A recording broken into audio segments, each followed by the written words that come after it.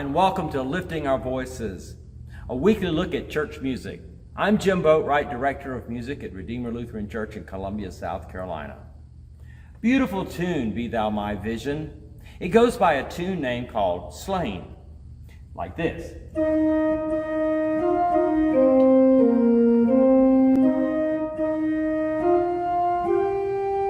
Now, sometimes we sing that same tune to another set of words called Lord of All Hopefulness.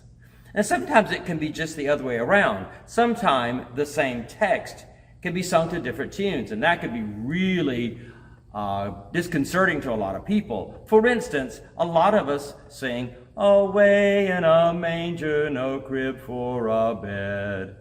Sometimes it's "Away in a manger, no crib for a bed." So there gets to be a little bit of confusion about tunes and text. So to kind of help that out a little bit, we have for years used a system of naming tunes. This tune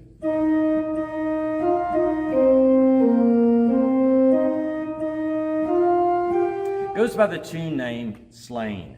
There's a reason why it's called Slain, and it's a pretty interesting story at that. You see, a long, long time ago, in what was to become England, the Druid king had a rule, had a law, that in the spring, no new fires could be lit or struck until the spring festival began. And the king started the king's festival, the spring festival, by striking a fire on a particular mountain or a particular hill. Now, the problem happened one year when Christian Easter came before the spring festival. And that's important because in the Easter tradition, the first thing of Easter happens on the day before Easter, called the Vigil of Easter. And on the Vigil of Easter, we go outside, we strike a new fire, a brand new fire, and from that fire, we light a candle. That candle is taken into a darkened church. And then the darkened church is illuminated by the candles from the great fire, and Easter celebration can begin in earnest. Well, this particular year, St. Patrick, yes, that St. Patrick, defied the king and said, "Easter comes first, I'm striking the first fire, I don't care what the king says." Well, the king had a very unusual response that frankly surprised me. Instead of being angry and arresting St. Patrick, he was impressed by Patrick's dedication and his commitment and his conviction to God and to Jesus. And so instead of punishing him, he allowed him to do it. And not only that, but so impressed was the king that he allowed St. Patrick to spread his missionary work all around what would become England and Ireland and Scotland. And so in honor of that, a tune was written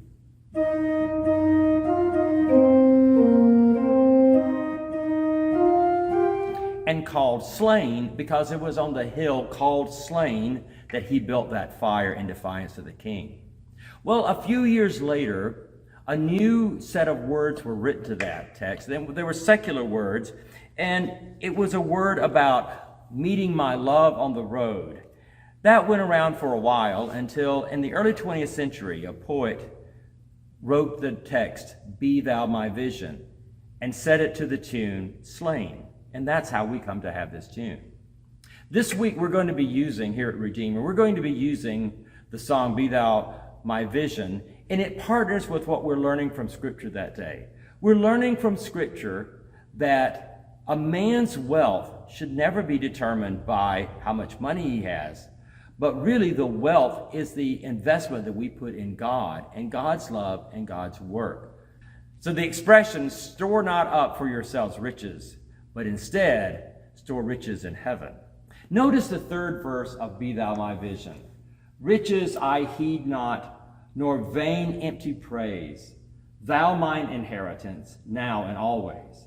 Thou and thou only, the first in my heart. Great God of heaven, my treasure thou art."